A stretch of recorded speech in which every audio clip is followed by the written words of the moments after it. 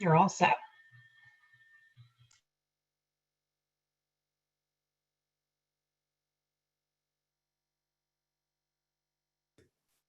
For anybody who's just joining, we're waiting on a couple committee members, so we're just going to give a couple minutes to give them a chance to join. Thank you.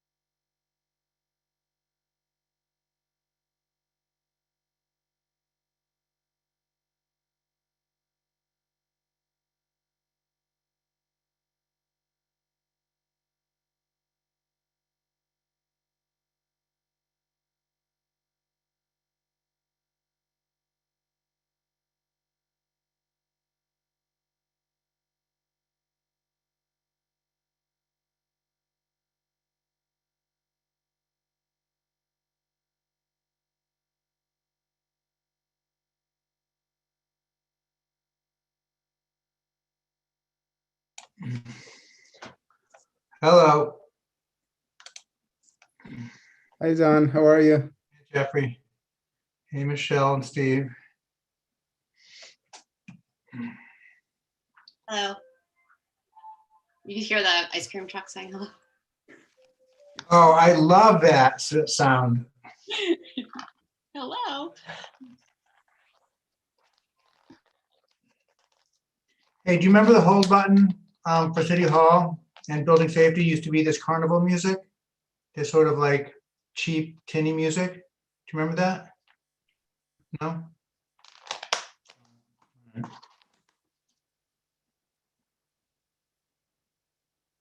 All right, I'm going to have some dinner.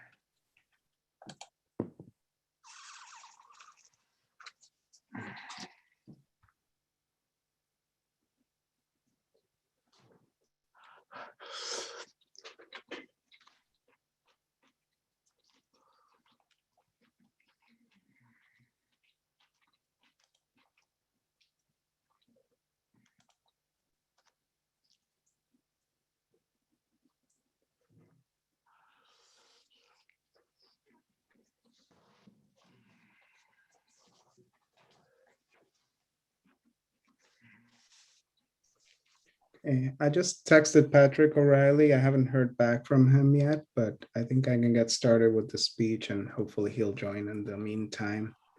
And if not, I think we have people here that can sub for him if he's not able to make it.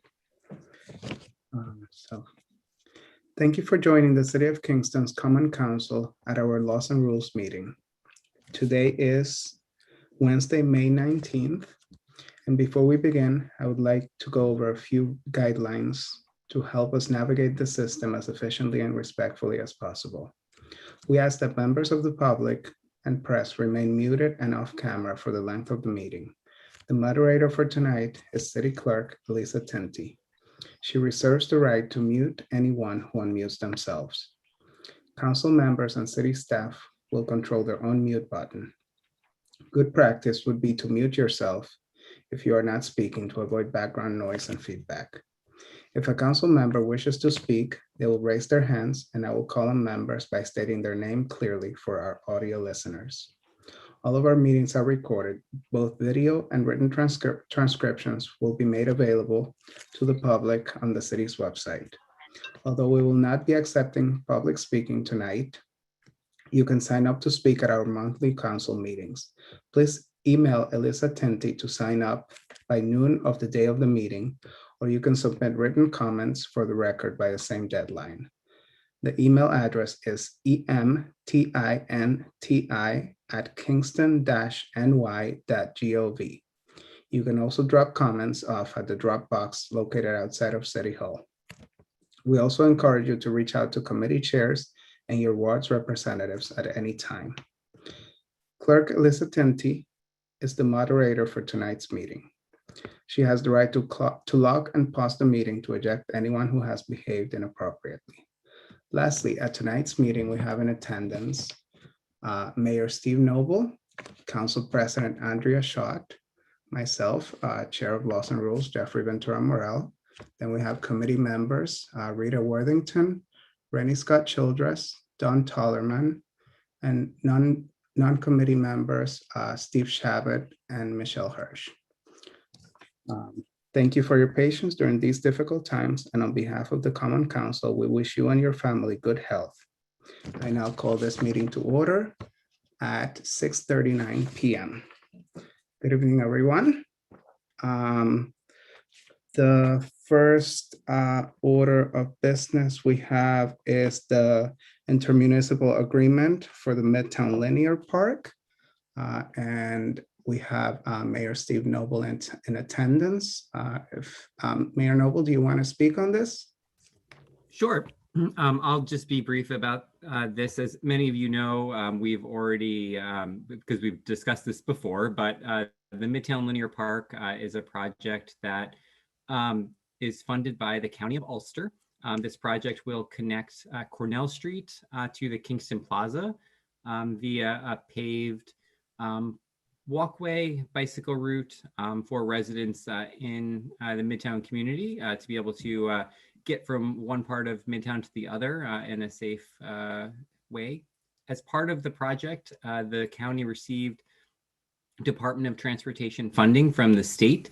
As part of that funding, they do require an official maintenance agreement between anyone who is maintaining the area and with the county, and then they have to provide that to the state. This is something that was discussed back in our previous sales tax negotiation way back in 2016, where the county would build us this park, and then the city of Kingston would be responsible for maintaining the park.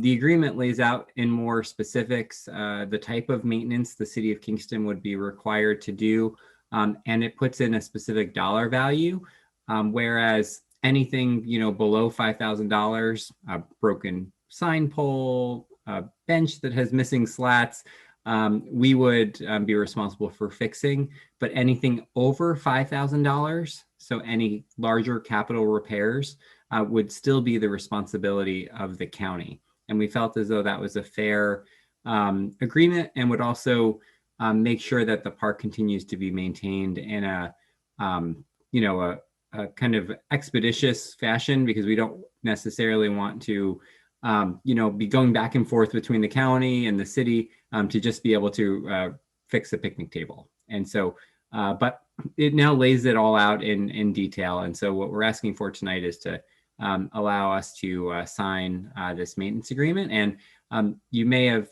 saw, but the county just recently started construction, starting first on the Cornell side. And so you'll see that there's been some earth moving equipment located near where the trail crosses Cornell Street. And so and they do expect, I believe, to have this work finished this year.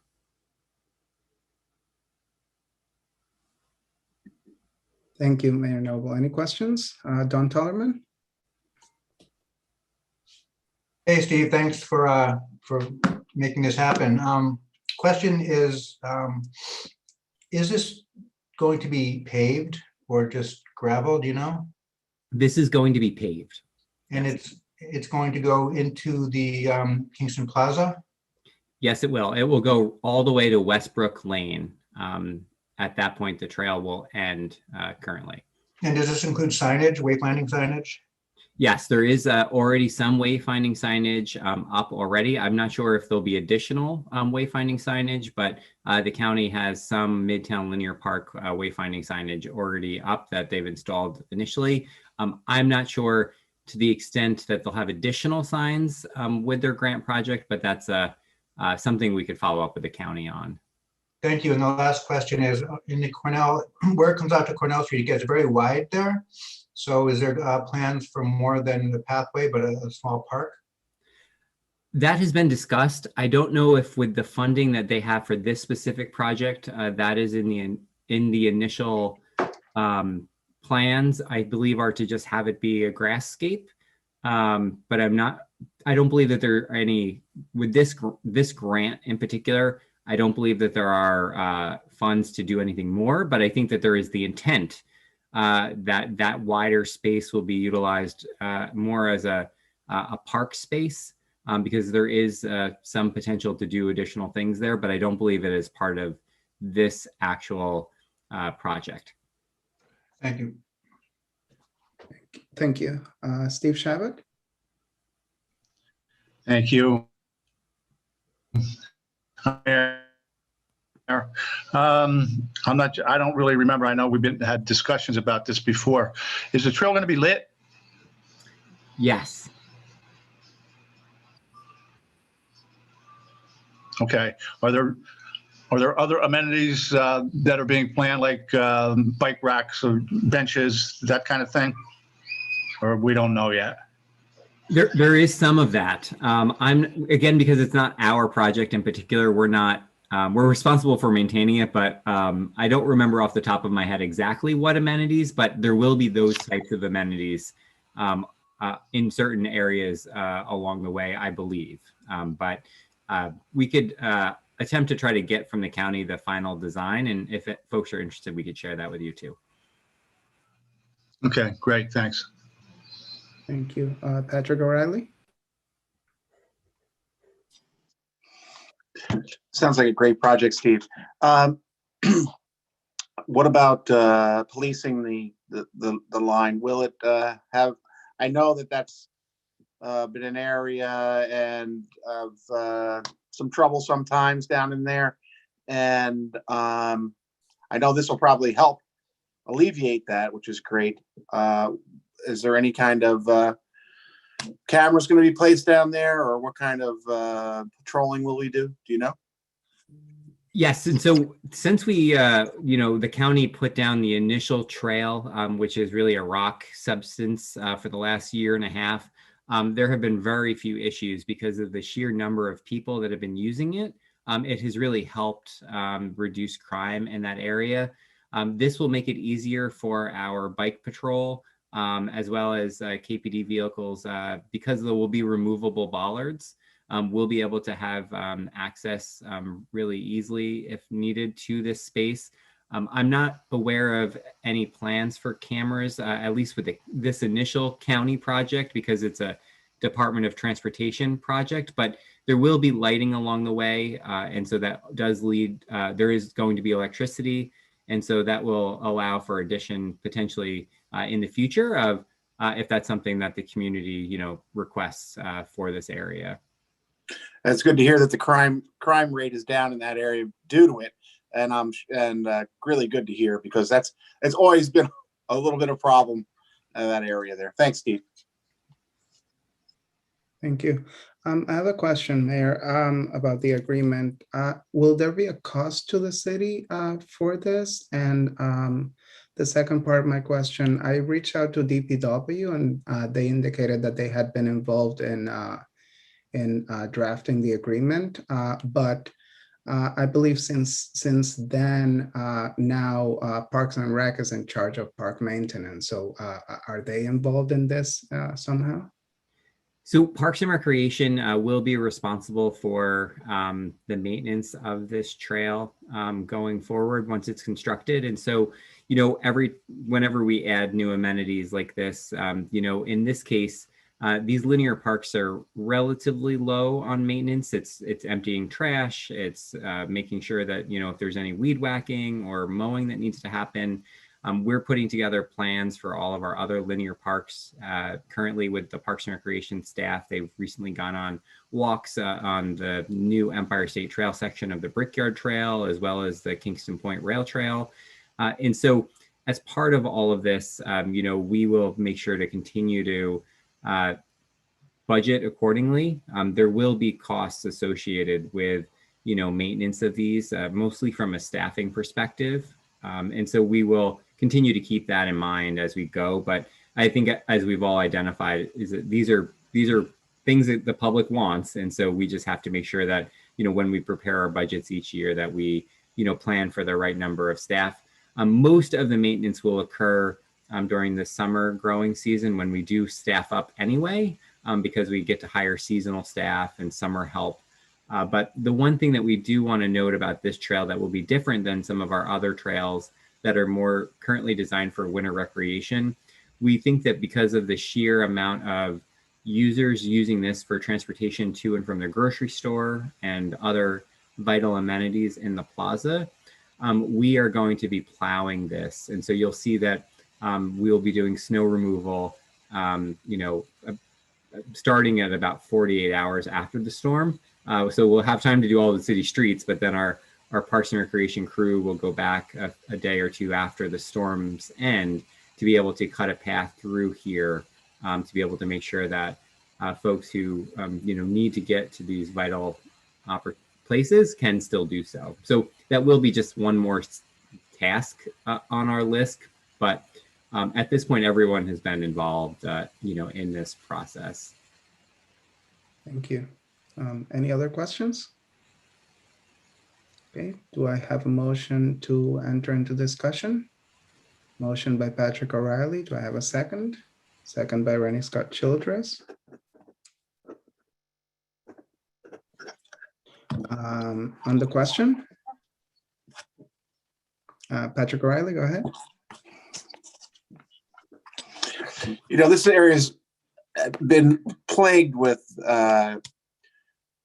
crime and acts of vandalism and down there.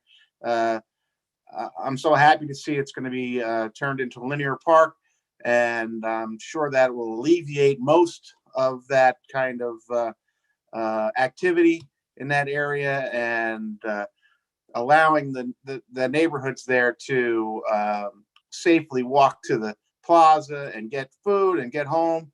It's just, I see no downside to this. I only see upside to this. I think it's a wonderful project. So I'm going to be in favor of this. Thank you. I concur. Any other comments, questions? Okay, so I have here authorizing the mayor to enter into an intermunicipal agreement with Ulster County for the Midtown Linear Park. I have a motion by Patrick O'Reilly, second by Rennie Scott Childress. All in favor? Okay, passes unanimously. Thank you.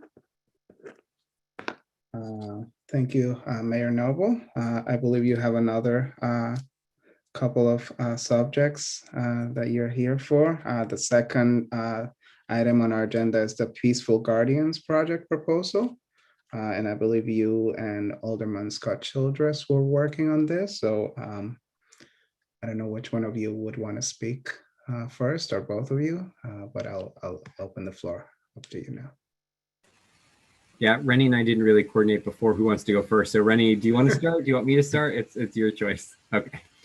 So as many of you know, we really had a really great task force process with some amazing citizens who stepped up to donate their time and their expertise to be able to craft what I think is one of the best plans in the Hudson Valley for responding to the governor's executive order.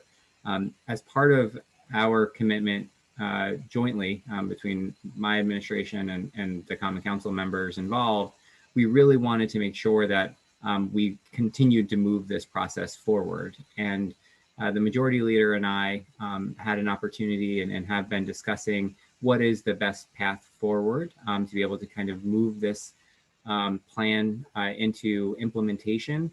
And so we reached out to the plan's support team at Peaceful Guardians, who we worked with very closely during that process, to help us put together a proposal to look at kind of an immediate 1-year plan and a 5-year plan with two of the most kind of important work area, like kind of components of the plan.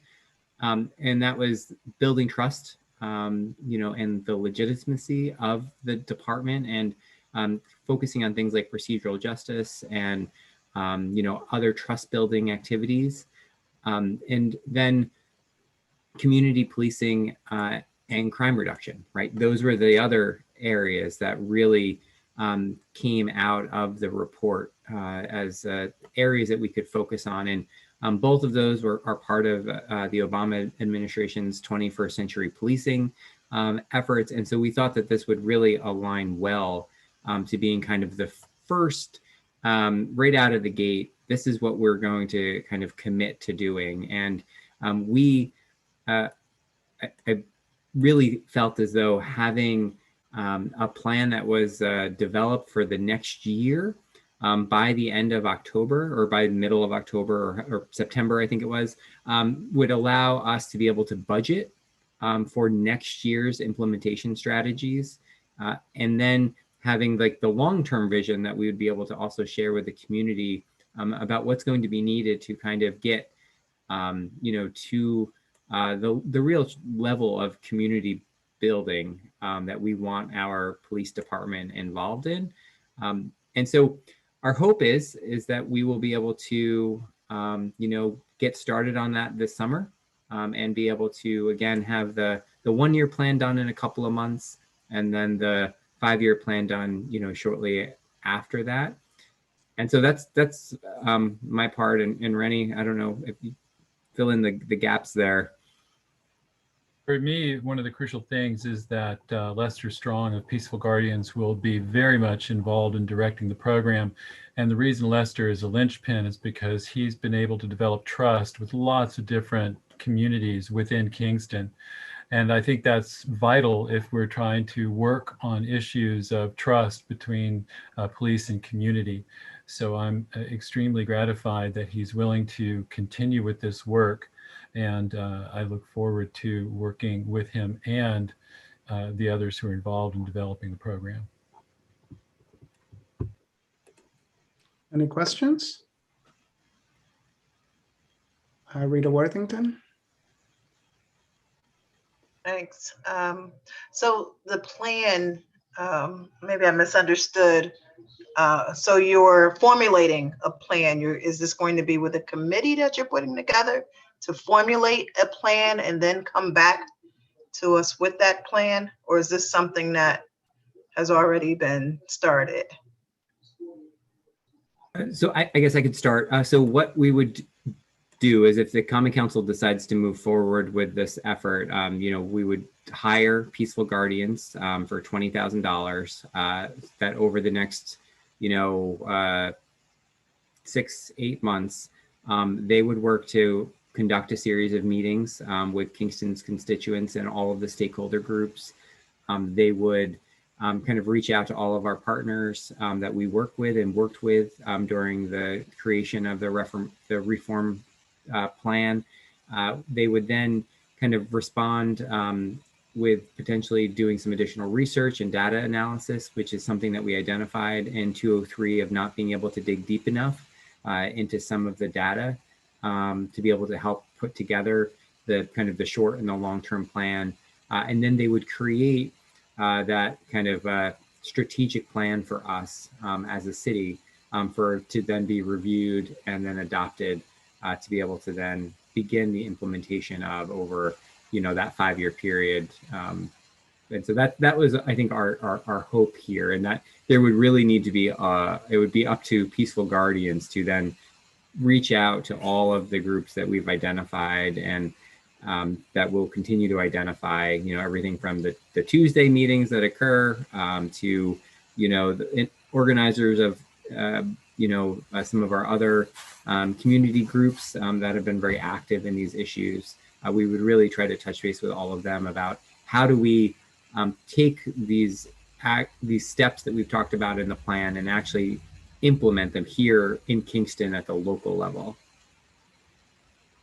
Yeah, and so the Peaceful Guardians part of this would be just to develop, in a sense, a prototype, and there would be a lot of input then from the community, both in the development, but then when it comes to the Common Council, we would be discussing it in detail as well. So, there would be a period of deep review on our part where we could also, again, approach, community and get more input at that point. Does that answer your question, Rita? think so. So so moving forward tonight, we would be moving forward in allowing you to take the $20,000 that Peaceful Guardian has to implement this plan or to formulate this plan. Is that what I'm hearing? Yes. Yes. So is Yep. this the $20,000 that the program normally gets from the council, or is this in addition to? Yeah, so this is, so we had a contract with them to be able to help create the reform plan. So that was a separate contract that we hired them for in 2020 using budgeted funds that we had already set aside in 2020 for Peaceful Guardians. They weren't able to do their normal program in 2020 because the kids were not at school and there were, we couldn't do the trainings. And so we reallocated those funds toward Peaceful Guardians to the reform plan. But this would be basically the first kind of a deduction from the $100,000 that we set aside in the 2021 budget to implement the plan. If you remember back to our budget for this year, I set aside in my proposed budget, and you guys did in yours as well, that other $100,000. So this would really technically be the first deduction out of that to be able to kind of move forward with us building an implementation strategy for the plan. And then that would leave us $80,000 still to then start the implementation if we have any ideas that come up this year that we could put toward a project. So, sorry, I have so many questions. So then the $20,000 would be to hire Lester to implement and to formulate a plan. Yes. So he will act as the consultant. Yes. In conjunction with, it's just, okay. It's just that, because there's so many, as you mentioned it, there's so many other organizations and committees and everything working to build on this trust between community, elected officials, police, what have you.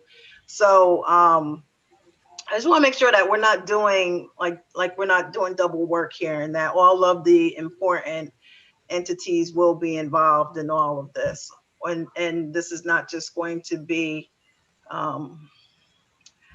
starting from scratch, I guess. Well, that's the other reason. I'm sorry. Go ahead. That's the other reason I think it's important to bring someone like Lester in. He's really aware of all of these different initiatives. He's connected to virtually all of them as well. And from that position, he can work to coordinate. So I think, there's a lot of different groups working on this. They're not necessarily communicating with each other, nor are we developing an overall umbrella plan, if you will. And so what Peaceful Guardians rather would be doing would not be getting in the way of any of the things that are happening now, but working to create a clear vision for the city as we go forward with these issues. And really help us figure out exactly what are we going to do? Like, what is the city going to do? Like, what is our plan as to how are we going to spend our resources in the future to support these types of initiatives?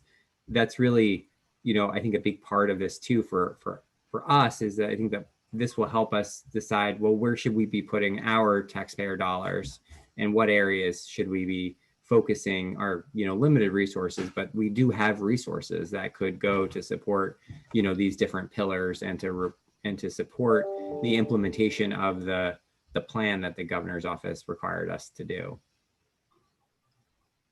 Thank you. President Schott.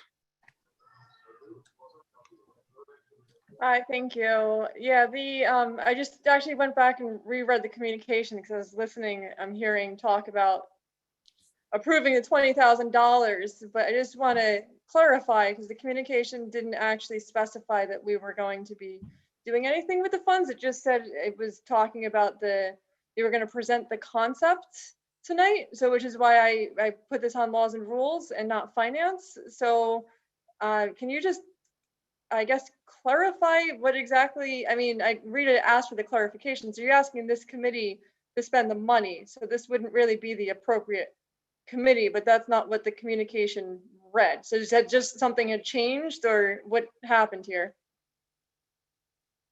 You know, actually, I had no idea why it got sent to Laws and Rules. I actually thought it was going to be on finance last week, and I was actually surprised that it wasn't. And so I guess So the that was, communication didn't actually say anything about spending money. It just talked about the talking about the concept, presenting the concept. yeah. And so I guess the concept, though, is to pay Lester. And that's, you know, that's, I think, what Brenny and I were trying to get across to folks. And so, you know, this was, so maybe if this could go to the special finance meeting in June, maybe that would be good. But I do think that we are, our goal was too, that being that this committee is the committee that approved the 203 plan, you know, I think it's good that we were in front of you all as well, because really this is the implementation next steps. And yes, there is a cost involved to that, but there will be, again, policy decisions that will need to come out of this. And so I think it's okay that we're here too. I just think it would be great if this could then get back on finance for the. Yeah, the communication just wasn't clear. So if that happens again, feel free to reach out to me and ask, because it wasn't clear to me. So,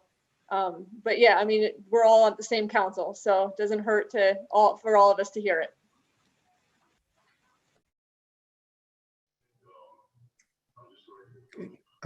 Patrick O'Reilly?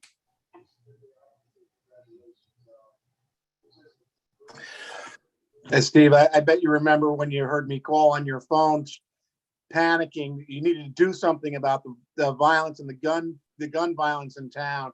And it's good to see that. And that wasn't one time. I'm sure. I think I called you 3 or 4 times in kind of a panicky mode, saying, "You got to do something, Steve. You got to do something, Steve." So you know, I appreciate this happening, and we're going forward.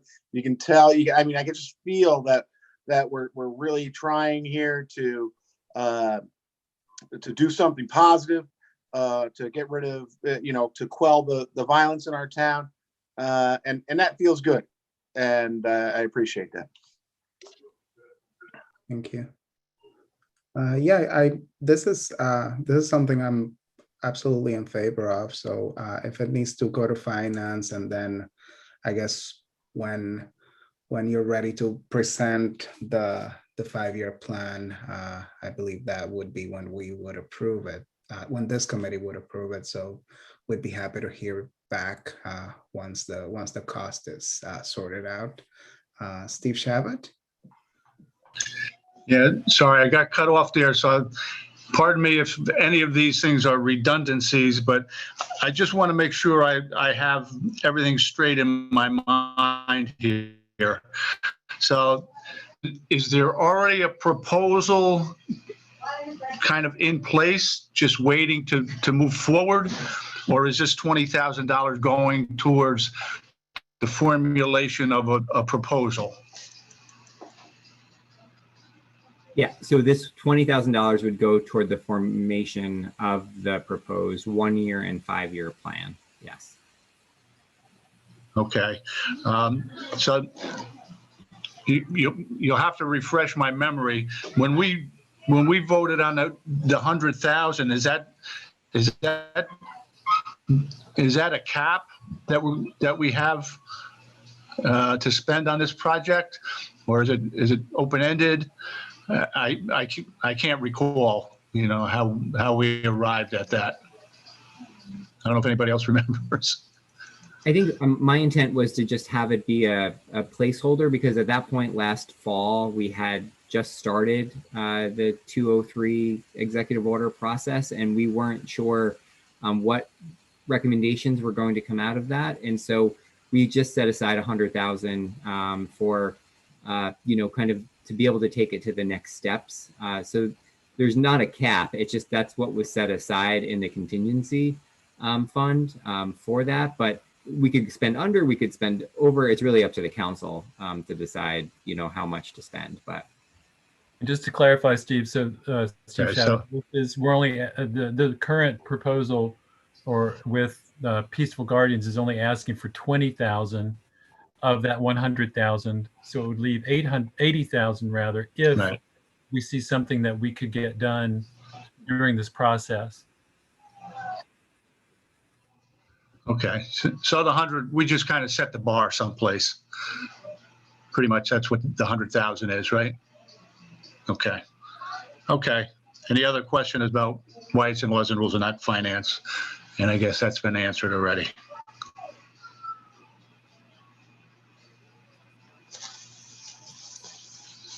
Okay, That's it. thank you, Steve. And thank you, Mayor and Rennie. This was very illustrating, I'm sure, for all of us. Any other questions or comments? Okay, so I guess since this doesn't require any action from us at the moment, we'll look forward to hearing the discussion at finance, and then once there is a proposal, we look forward to hearing about it at this committee. Then the next agenda item is the amendment to the ethics board. That was a communication from the mayor. There is a shortage of membership on the ethics board. So do you want to speak on that, Mayor Noble?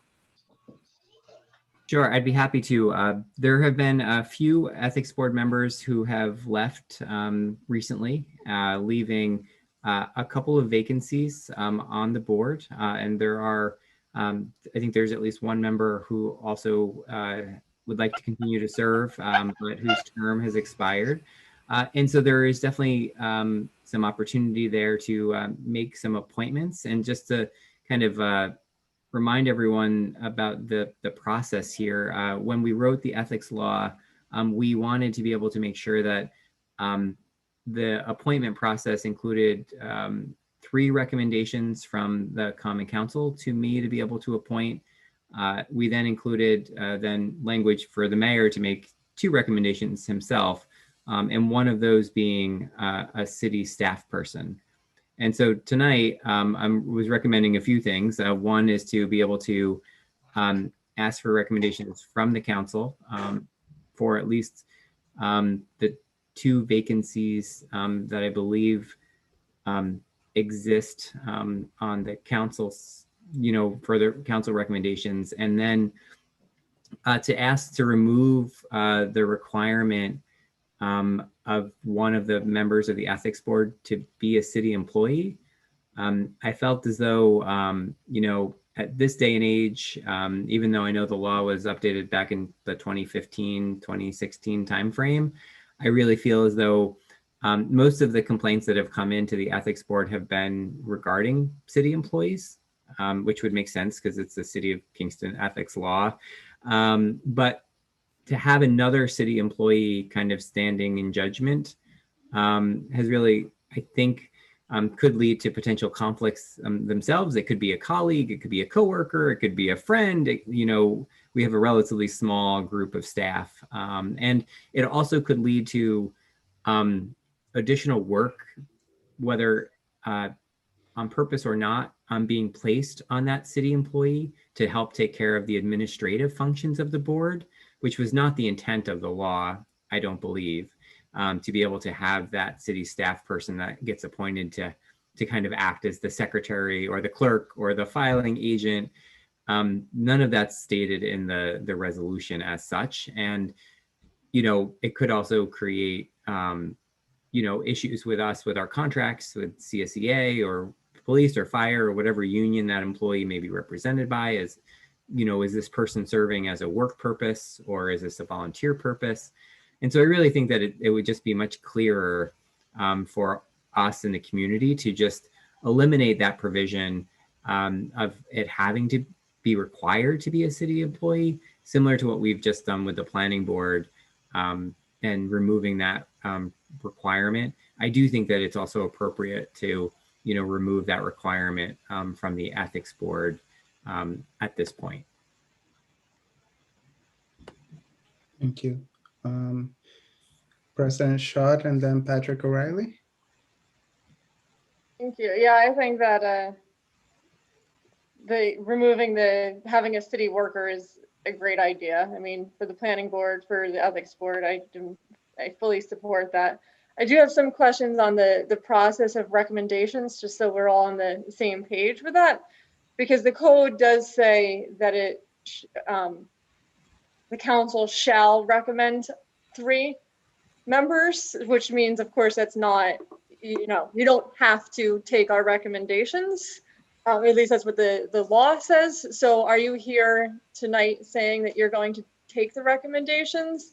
And then the other thing is, and obviously it would be, I think that would also be great because it's a very democratic process with 9 votes determining who gets to sit on the board. So I just wanted to clarify that, but then also figure out the process of what that would look like, because this is the only other board that we really get a say in is the Board of Assessors. And that's official, that we actually do when we go through a resolution. So there's no record right now of who was appointed. I mean, I've heard from Dan Gardenstein, but the board members didn't know. I've talked to former aldermen, they didn't know who was appointed. So some way of keeping track of who was appointed by the council. So if that is, we go through an official resolution, even though it's not, you don't need to take our recommendations. I kind of wanted to clarify that process to make sure that we're all on the same page. Yeah, I think having a clarity would be great. When I looked at my records, what was done by the previous council president was done via email. So like President Noble sent me the recommendation for Alan Nace, for instance, in an email. And Marianne Mills sent me the recommendation for Mike Decker in an email. I took both of those recommendations. And so I do think, though, that, doing things like that via email is, back then it was just, I would send an email requesting recommendations and names. They would send them to me and we'd go from there. But I'm supportive of whatever way the council decides that they want to manage that. We have a similar situation with the police commission now, where, technically the new guidelines that we've adopted say that I should take the recommendations into consideration from the Common Council related to new appointments to the police commission. And so, we haven't really had a real formal process and how that's done, other than me just sending an email out to council members and asking for recommendations. I would be very supportive if the council wanted to create a process to kind of manage that a little bit more clearly. If everybody thinks that is a good idea, I personally think that's a really good idea for future councils, and to be able to keep track better instead of emails. I would be in favor of that. I don't know what that system would look like, but I'd definitely be willing to have conversations on that and do what I can to help. Yeah. I believe Steve Shabbat had your hand up. But I'm sorry, Mayor Yeah, Noble, sorry. can you just, the first part of my question, I mean, are you going to, I don't, the code says you shall recommend. Are you saying that you're going to take our recommendations seriously and this will really be a council oversight here? Yeah, I mean, I think all we can show is that it's exactly what happened the last time, is that, the council sent me 3 recommendations and I appointed those 3 individuals. But I think because it's not clear yet what the council's process is going to be, is, what if the council sends me 6 names for 2 spots? Like, I'll still then have to choose. And so so we have to just be careful about that too, because I can't take them all. On the system first, and then I'll ask you this question again. Yeah. Okay. Thank you. And for the record, I already have one constituent who reached out to me who's interested. They saw it on the agenda. Steve Shabbat, you had your, oh, okay. Any other questions? Okay, so I believe we will address the appointment, come up with a plan of how to make our formal suggestions. Maybe that's something that the council works on, and then we come up with two. Everybody brings their suggestions, and then we can come up with two. We collectively select two names to present, but it's something that we can address. But the other part of this communication is to amend the ethics code to remove the requirement of the city employee. President Shaw, did you have your hand up? No, I thought you skipped that step, so I just. Okay. Just All right. eager. Sorry about that. Sure. Patrick O'Reilly? What was the purpose? Does anybody know? I mean, Steve, do you remember? Does anybody remember what was the purpose of requiring a city employee? Was it because we were having trouble finding people and the mayor could then, ask someone to do it? What was the purpose of having a city employee on the planning board and on the ethics board? Does anybody remember it's obviously in there. They must have wanted it for some reason there. Somebody must have wanted that in there. I mean, it was before my time. And so, I don't know exactly what that council was thinking and what the different lawyers prior to my lawyers, that we all work with now were thinking. And so, but my thought, right, is that looking back on it now, is that I do think that it would be helpful to have someone on the ethics board who understands how human resources work or how in public administration. And so in some sort of public type sphere, it would be nice to have at least one out of your five, ethics board members understand a little bit more about that world, because the world of civil service, the world of public employees they're all treated very differently and have very different rules than people in the private sector. And so if we had a board of just 5 complete private sector folks, they may not really understand some of the kind of finer points to some of these ethics issues that may arise. And so that would be why I would think that. But I think that there are ways for both the council recommendations or my recommendations to also look for people who have some of those, experiences, not with our city, but with maybe other governments, other places, or in other towns or counties. People live here, but work many different places. And so I think that that's the thought. And my hope is that as we build our ethics board going forward, that, we still try to look for a diverse membership of different backgrounds so that we're not, so I hope that's my thought. But again, I'm just guessing at this point. Just to clarify, I'm sorry. Yeah, thank you, Rennie Scott Childers. Patrick, just to clarify, the position is voluntary, so the mayor could not command an employee to take the position. But, this is part of the problem, that anybody who's working in city government is, in a way, working for the mayor. So it leads to these kind of conflicts. I just want to clarify that the mayor can't command. It's a volunteer position, but, right. I think I said ask.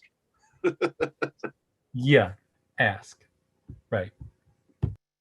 Yeah, and the way I understand it is by removing the requirement, it doesn't mean that a city employee can't volunteer. It just means that it doesn't have to be. Okay, so what I have here, so do I have any other questions for the mayor? Okay, so do I have a motion to enter into discussion? Motion by Rennie Scott Childress. Do I have a second? Second by Patrick O'Reilly. Okay, on the question, any questions, comments? Rennie Scott Childress? Yeah, if I can add, I think that the mayor alluded to the dilemma that one of the things that can and has happened to the city employee who's on the ethics board is that other members of the ethics board who don't work for the city might start to think that that city employee is the administrative person for the committee. And so then work gets unfairly pushed toward that city member. So for that reason, I think it's important to remove this requirement. And then also, I just think it's a very difficult position for any city employee to be in, to have to sit in judgment of other members of the city administration who could be their immediate boss or their ultimate boss. And I think we want to make it easy for the public to be clear that any member of the ethics board is there and has the power to easily leave and quit without any of these other kinds of appearances of undue influence. Patrick O'Reilly. And it may be misconstrued that the city employee was told by the mayor to do this job, and when actually that was part of the ethics board process. Now that'll be gone. That little misconception maybe would be taken away, which would be, I think, a healthy thing. Any other questions, comments? Okay, so what I have here, to amend the ethics code to remove the requirement for one member to be a city employee. We have a motion by Randy Scott Childress, a second by Patrick O'Reilly. And hearing no more discussion, I will call for the vote. All in favor? Okay, passes unanimously. Thank you. Okay, and then the next item we have on the agenda, we received a communication from a constituent regarding a ban for ATVs that happened in Albany. They were asking us to implement something similar. I believe in talks with Corp Council, we realized that the city already has an ATV ban. I contacted Police Chief Tinty today, and I forwarded his response to all of you regarding how they enforce it and what he will suggest in order to strengthen the ban that we already have. He indicated that the most complaints they receive are regarding the noise that they make. Mayor Noble, did you have anything to comment on this? Yeah, I just wanted to add, there are a couple of things that we identified just in more specifics, just that our legislation doesn't currently cover mini bikes, and they have really become one of the more popular modes of transportation illegally in some of our neighborhoods, and are really dangerous to begin with. And so we thought that if there could be a future inclusion of that term and definition for mini bikes, and that, some of the most recent legislation that's been going around, we have a period of impoundment listed in our code, and then goes into a court order and a variety of different ways to potentially take this vehicle. But there are other codes. Albany just passed one. Utica is eyeing a new ordinance right now that uses the word confiscation of these vehicles when they are found. And not only does it, when they confiscate them, the confiscation fee is usually, and I think as the chief mentioned in his email, between that $2,500 and $3,000 mark, which really makes the bar of being able to get these, vehicles back very, very high. And so in essence, when we confiscate them, we keep them and then can sell them at public auction if they're not claimed after, say, Utica is proposing 60 days. And so we also don't have parks listed in our code. We just discussed city streets. And so I think expanding to parkland would include making sure to keep people out of any of our new parkland or some of our parks like Hasbrook Park, our linear trails, even though they are listed as, no motorized vehicles, that doesn't mean people aren't using them. And but being able to have also a higher fine to go along with the confiscation fee. Ours is quite low. I think Utica is proposing a $500 fine to anyone operating one illegally. And I know that a big issue is enforcement, but I do want to just reiterate that our police department is doing what they can. Literally on my way home from City Hall today on Foxhall Avenue, they were not illegal mini bikes that, from what I could tell, they may have had plates on them, but they were doing wheelies like around cars while parked at a traffic light on Foxhall and Flatbush, a very crazy intersection. And a police officer was 3 behind them and went and pulled them over. I don't know, they turned onto Flatbush when I went through, so I don't know whether we actually apprehended them or not. But it is an issue, and I do want to just, our police department is also doing what they can. But any code changes that we make in the weeks or months ahead, I think would go a long way in helping to strengthen, what we have, being that it looks like I don't believe it's been updated since for a while. So some things have changed, I think, with the types of vehicles, so I think 1996 was when it was updated last. Patrick O'Reilly?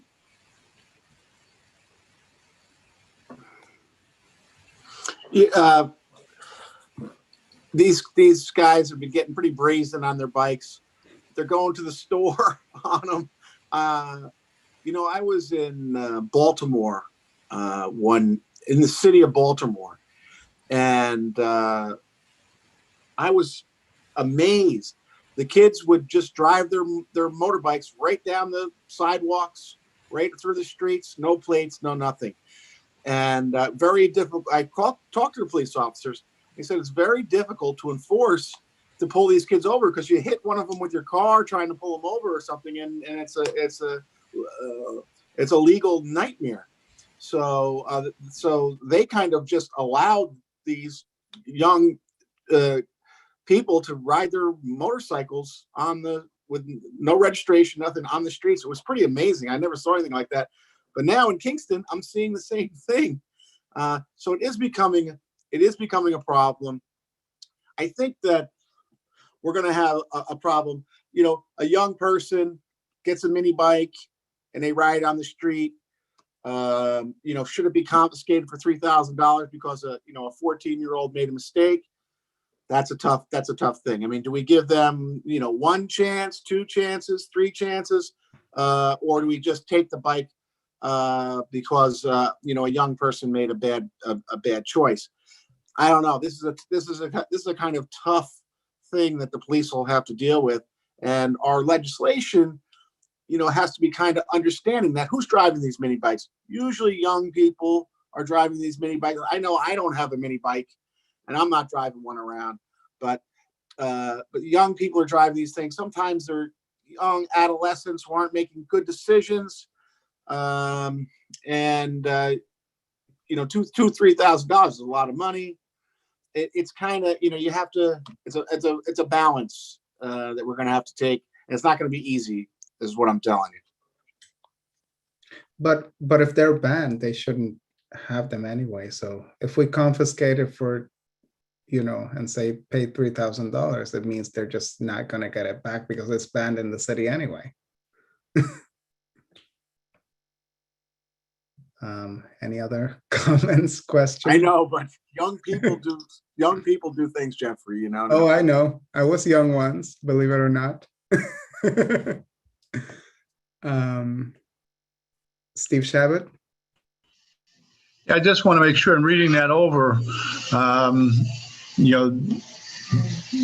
the legislation that was cited bans ATVs on all private property too, right? Was I reading that correctly? So we're going to make a decision that Yeah. people can't ride it on their own property. Did I misread it? We're not making any decisions. That's just one suggestion that was sent to Yeah, us. I know, but That was passed in open. that's the one, right? Yeah, The one I was looking at, they actually banned it on private property. I So, believe I okay. read that too. Yeah. What are you doing? You helping me?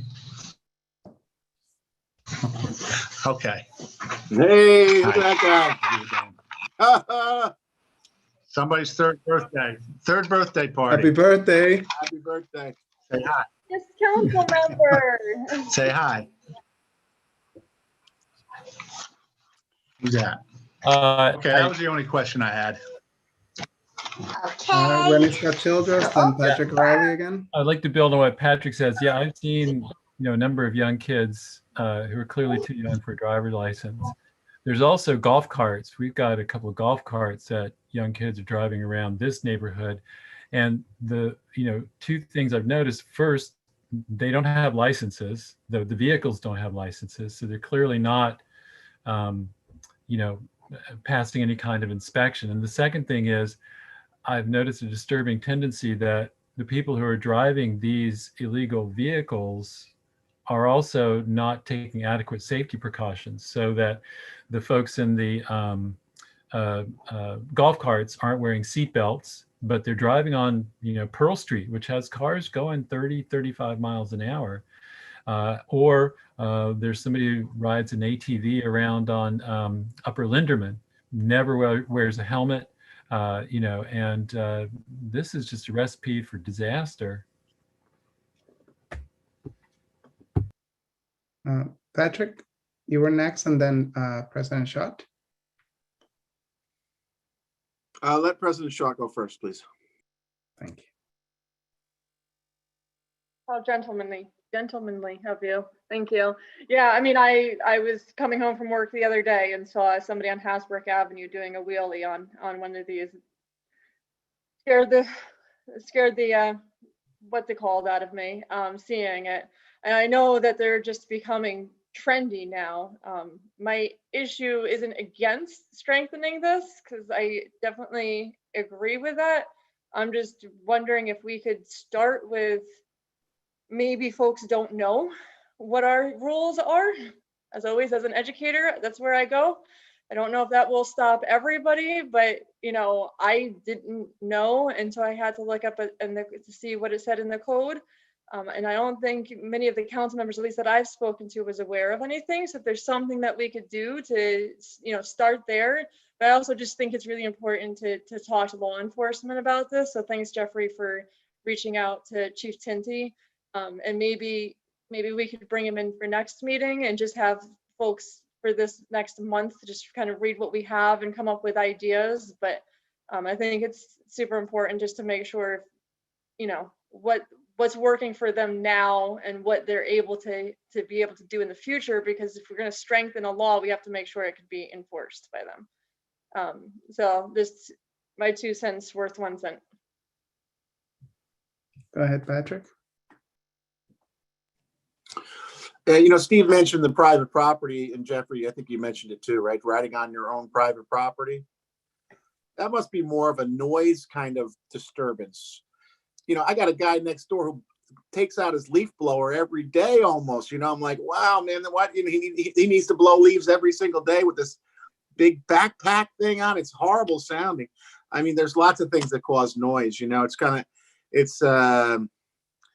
the police, of course, can hardly enforce noise ordinance. I don't know if they have a machine that reads the decibels of a certain thing in their police cars. I don't think so. I think we've been through this with the police a couple times, and Chief Tinty said, no, we really don't have the equipment to do that.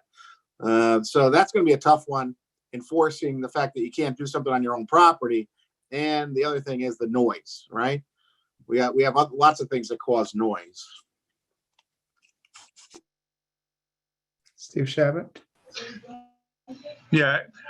And further adding on to that problem, because I know of an instance where this is happening. There's a lot of noise. It's on private property, and the police cannot go on private property to do anything about it, even though well, that's what they're claiming. So I don't know if us legislating something like this would allow, I can't imagine that would allow them on the property to police somebody's private property. So, there's, enforcement is definitely, no matter which way we go, enforcement is going to be a kind of an issue with it.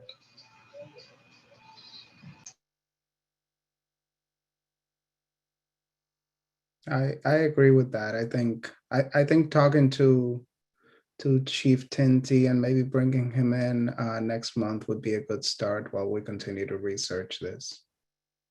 If everybody else is okay with that. All right. Sooner the better, because it's summertime. That's right. That's why the original communication came now, because they're anticipating it's going to get worse. All right, any other comments, questions? Okay, so now we move on. That's the conclusion of the new business. So now we're moving on to the old business. Thank you, Mayor Noble, for attending and for giving us your input. So old business, we have two items that are kind of related to each other.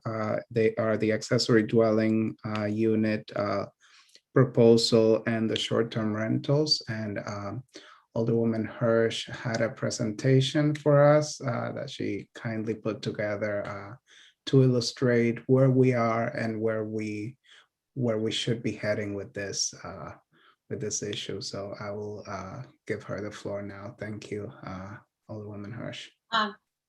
Thank you, Chairman Ventura Morel. I actually don't have a presentation tonight. I feel like that we've been discussing this here in Laws and Rules since March, and I created a presentation about accessory dwelling units and expanding our zoning code. We referred it out to the planning board, the City of Kingston Planning Board, the Ulster County Planning Board, and the Heritage and Landmark Preservation Board. So we were waiting for all of the comments to come back. And last month, Dennis Doyle from the Ulster County Planning Board came and spoke about what we had referred out, and he didn't feel that our proposed zoning changes went far enough, and suggested that we move ahead to make it a little more inclusive to help get more accessory dwelling units throughout more residential districts in the city. So that's where we are now, and I understand that all the comments are back. So I'll give it back to you. Thank you, Jeffrey. Thank you. Yeah, I mean, we heard comments from the planning board, which I believe you all received, and we also got a email from some city staff that would want to be involved in the process. So I don't know how the committee feels. My point, and the point that I've been trying to make all along, is that the New York State already has something on the table that goes much further than what we had originally proposed. And actually it says it on their proposal, section 4-9, that if a local agency has an existing accessory dwelling unit ordinance that fails to meet the requirements of this section, that ordinance shall be null and void. So, once that passes, if we pass anything that doesn't meet those standards, we'd be back here discussing this again. So I don't know where I think where does the committee stand on this? Should we try to reach out to the city staff that sent that communication and see what input they have? Alderwoman Hirsch. Yes, I just want to ask the mayor if he has anything that he wants to say or weigh in on this.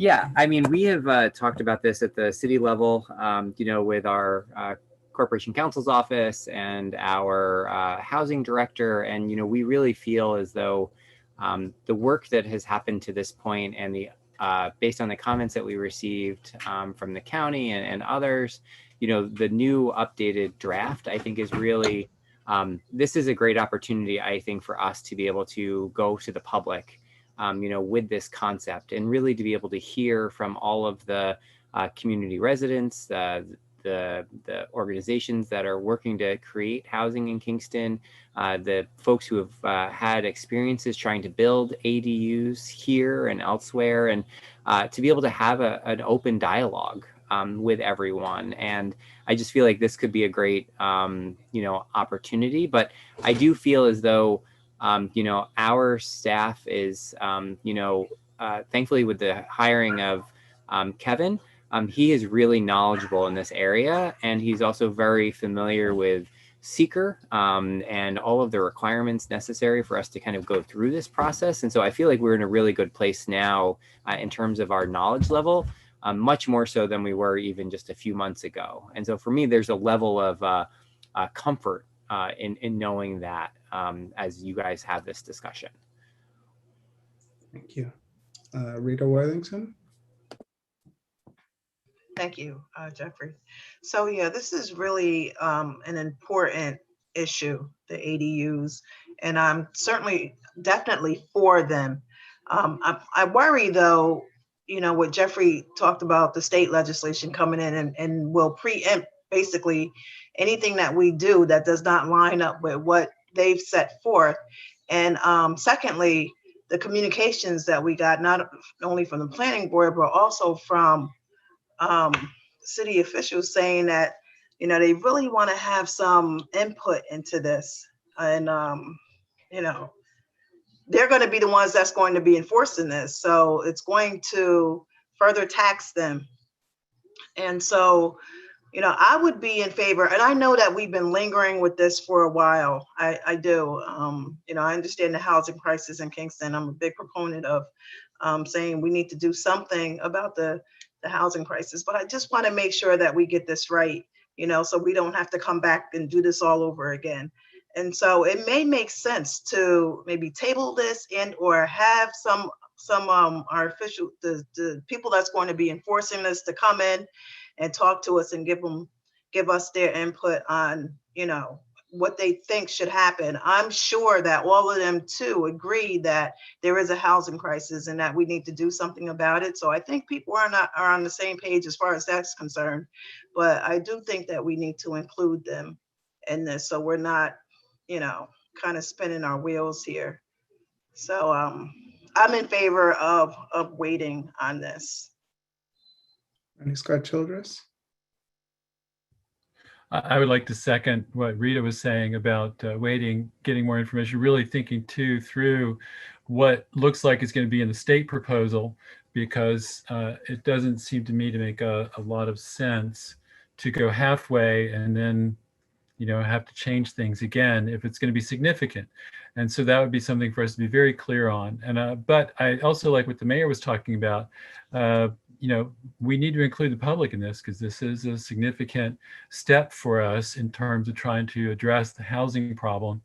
And I think that hearing people's concerns about housing, hearing from folks who have tried to find housing, hearing from folks who have tried to develop an ADU on their property and have either done it successfully or have had trouble because of the large amount of red tape.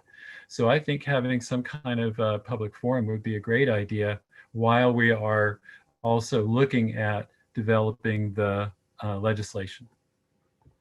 So is that, just so I'm clear, is that a motion to table? And then did I hear you, Rennie, say that you're seconding?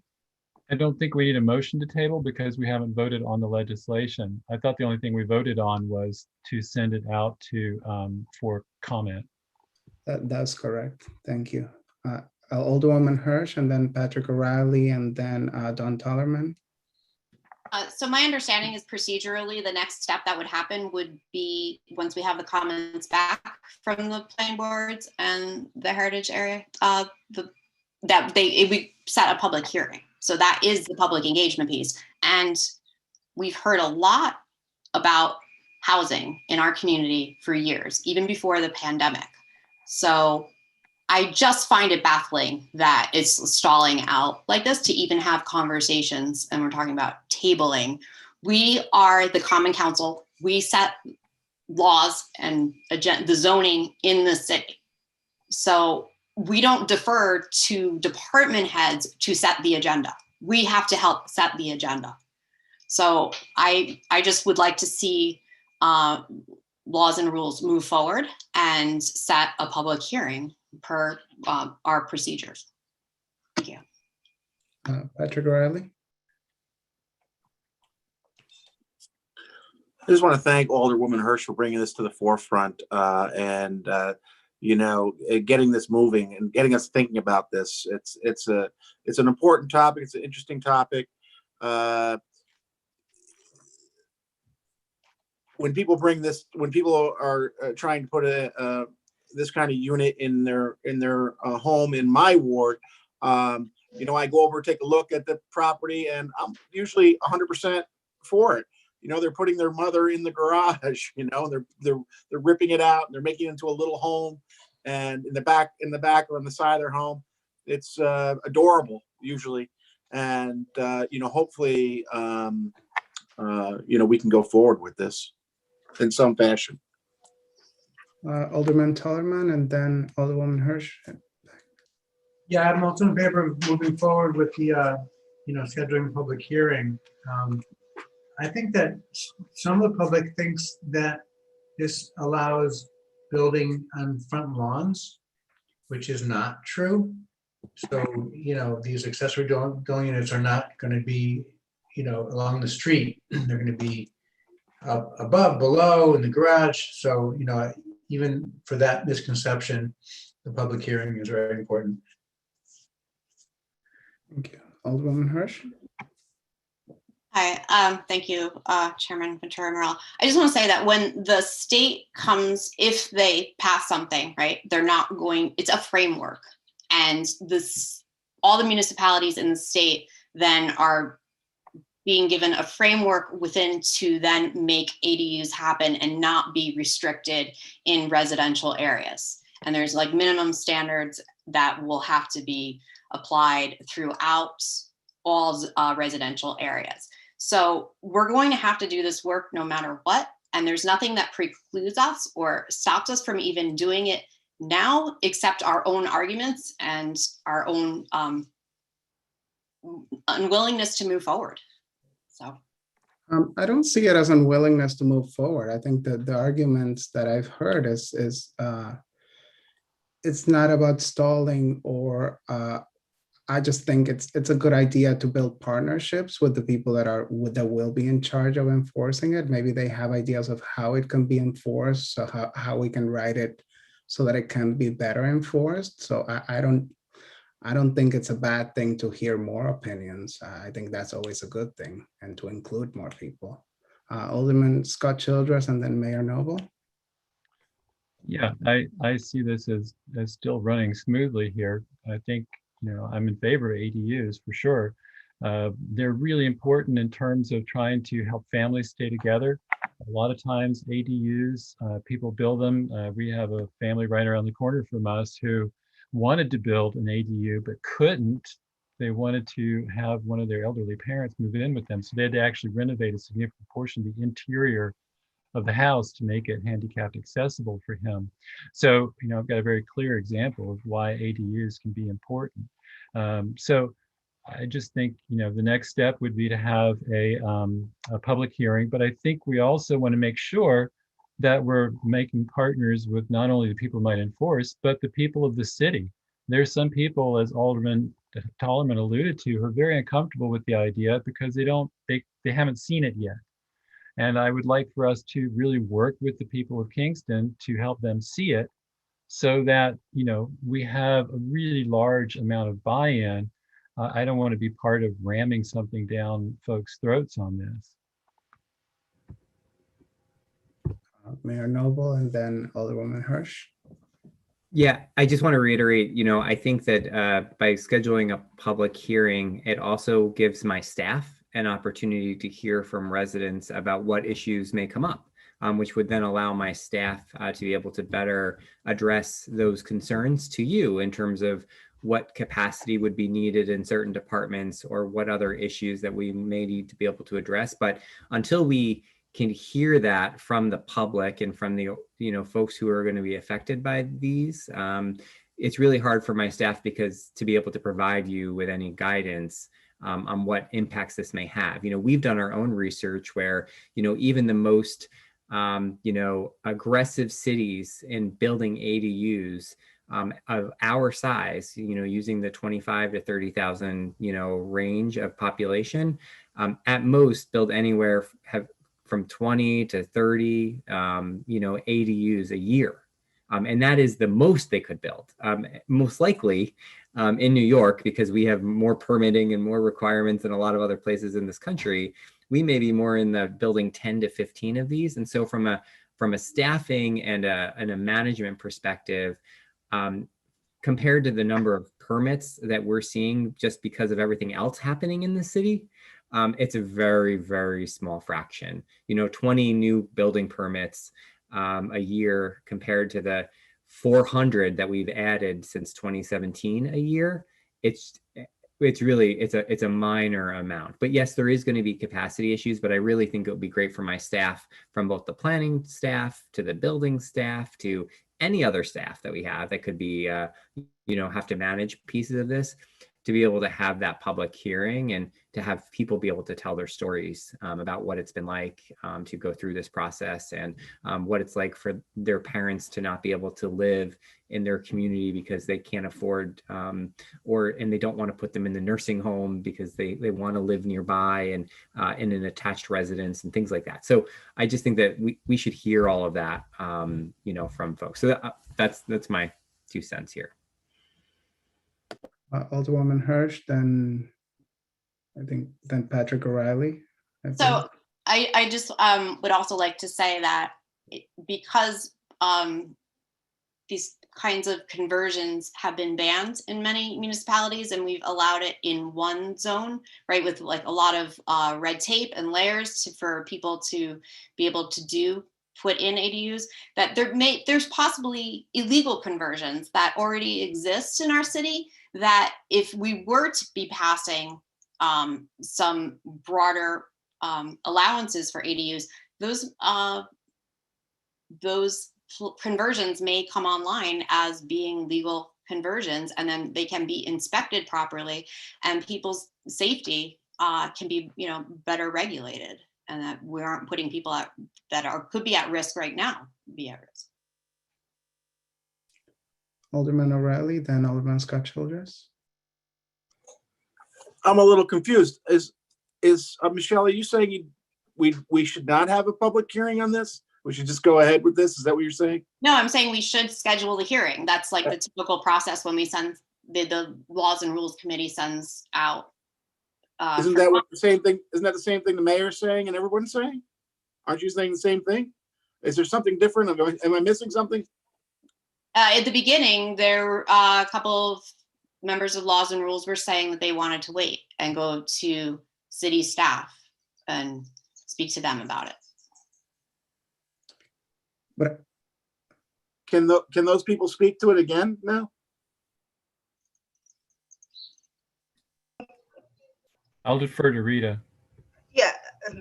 Yeah, I think we're saying maybe the term wait maybe wasn't the correct term, but I think we all said that we wanted to hear from not only the public, but also from the people that have to enforce this. And so I'm in favor of doing that. If that means that requires scheduling a public hearing, then okay. But I'm assuming that then any comments that come in, any changes that we make or any updates that we make will be based on those comments that then came in, correct? So then it just seems like it's going to prolong things further by doing that. I don't know if you all understand what I'm saying, if I'm making sense here. Yeah, I had the same question. If we hear from the public and Corp Counsel is not present today, but I just texted him with that question. So I'm waiting for his response. Hopefully we'll get it while we're still discussing this. If we make any changes after the public hearing, does that mean, because it would be something different than what was already commented on, does it have to be referred again to the planning board and et cetera? Well, President Scott, yeah. Thank you. So the way it goes, this committee would have to vote to schedule a public hearing, and then it would have to go to council. That gives us some time. Why don't we do both? All right, we could schedule a public hearing, and then if city staff, after, discussing with city staff, and it's going to be completely different, which I don't foresee happening, then you could stop the public hearing before the council votes for the public hearing.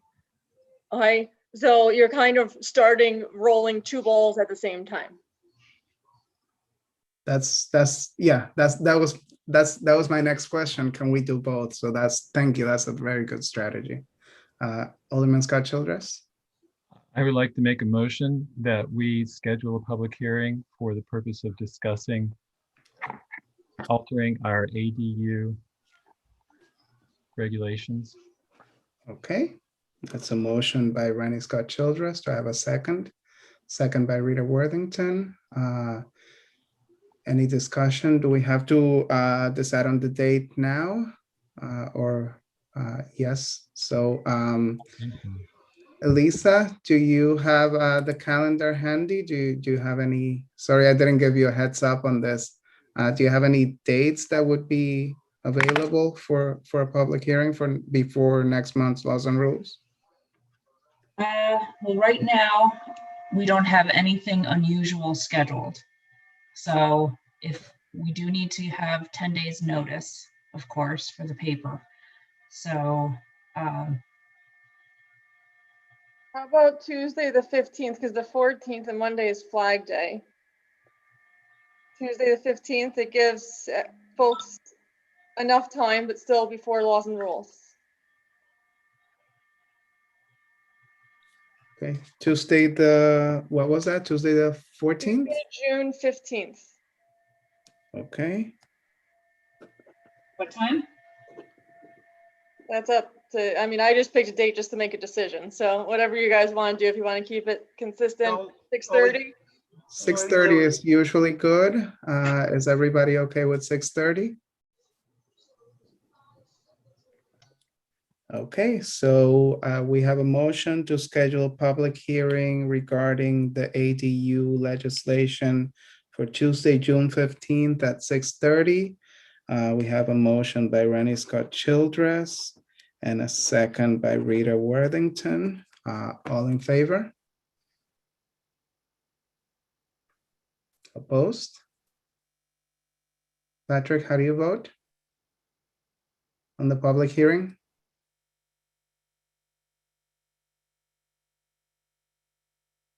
Doesn't look like he can hear us. Patrick, can you hear? I can hear you. Oh, how do you vote on the public hearing I for don't- June 15th at 6:30? I'm not, I'm not inclined to vote on that. I'm not sure everybody's happy with this. I don't understand why. Everybody's happy with scheduling the public hearing. Michelle, are you happy with scheduling the public hearing? Yeah, so it was my impression that wasn't going to be done tonight. So yes, I'm happy to have that happen. All right, Forward. because it's your ball here, and I'm just trying to figure out what I can't really figure out what's going on myself. I don't know why. Maybe I'm having a little problem here. I think we were all on the same page from the beginning. It was just we were using different terms to say the same thing. Okay, I'm in favor then. Yeah, I'm in favor of a public hearing then. Okay, so public hearing passes unanimously. Alderman Scott Childress? I think the issue is just, the level of comfort we have, with changing it, of processing, we've now gotten 2 reports that have some distinct commentary about it. But we've gotten those very recently, so I haven't had a chance to fully digest what all is in there. And then, we've got to also think about New York State, if, look in and do, I think a closer comparison. So the issue is just, we didn't want to vote on it like yesterday, but we want to make sure that we're doing it in such a way that we really bring the public along and that we are clear on what all the different members of the administration have to say about it. Thank you. All right, and then last item we have on the agenda is the short-term rentals. I believe where we left it last month, we were going to find some definitions. I saw some Alderman Scott Childress sent some definitions. So just what would the next step in this process be? Alderwoman Hirsch. Yeah, so my understanding is that we need to amend the section of the hotel definition to add a fee and refer to finance and find language for how we want to handle pre-existing short-term rentals that are in compliance with the hotel occupancy tax with the county. And then adopt a definition of short-term rental. But seeing that Corporation Counsel is not here tonight, I don't know that this is something that should be moving forward yet then. Yeah, I was just texting him, but I think if we are okay, since this, yeah, I would want to hear his input on this. I'm trying to text him, but I don't know if we'll get a response. Yeah, and just to say that going back to the ADUs, the state proposed law is saying that any ADU be banned from being used as a short-term rental. And I think that's really important that we have that synergy between the 2 pieces of legislation. I agree.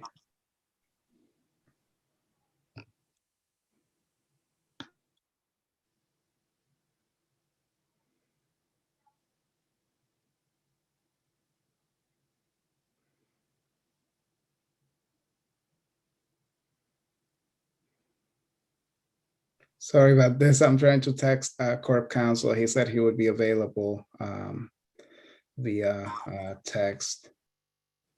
So hopefully we'll get what the next steps would be from him.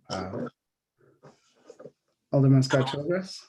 Well, I'm wondering, do we want to, in the next day or 2, if everybody looks at the different definitions I sent around and everybody choose their favorite one, and if they could send them to you, that might give us some direction, especially if we all choose the same one. That's a good way to move forward. Everybody okay with that? Would you mind sending out a request to all the members of the council to do that and give them a deadline? Yes, I'll send the definitions to everybody and ask for input. All right, then that concludes everything we had on the agenda. Corp Counsel is saying to give him 5. Do we want to? He might be trying to call in.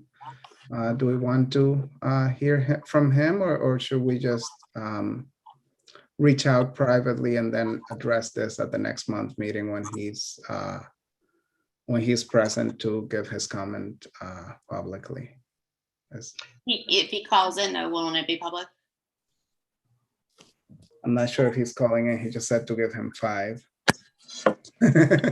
Well, we're here. We always have to schedule extra meetings, so I think it's worth waiting 5 minutes. Yeah, let's do that. Okay.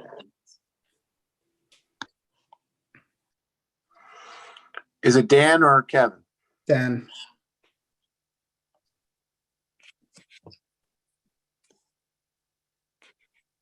Maybe if we all text them at once.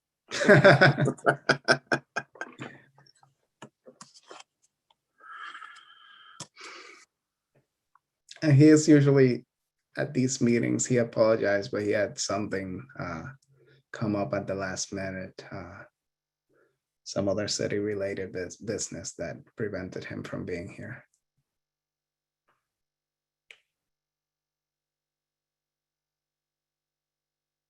Okay, so he is saying he wasn't going to call in.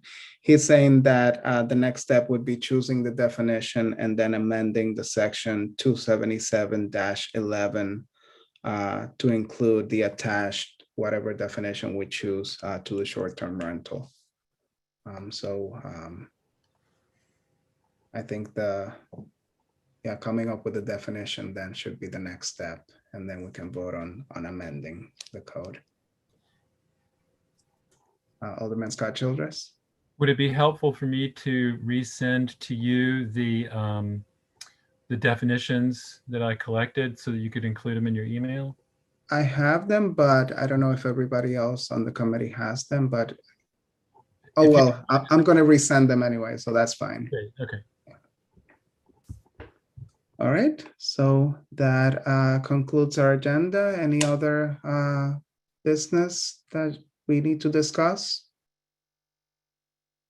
Okay, I'll entertain a motion to adjourn. Motion by Rennie Scott Childress. Do I have a second? Second by Rita Worthington. All in favor? All right, good job, everyone. Thank you. Thank you. Thank you. Good night. Night.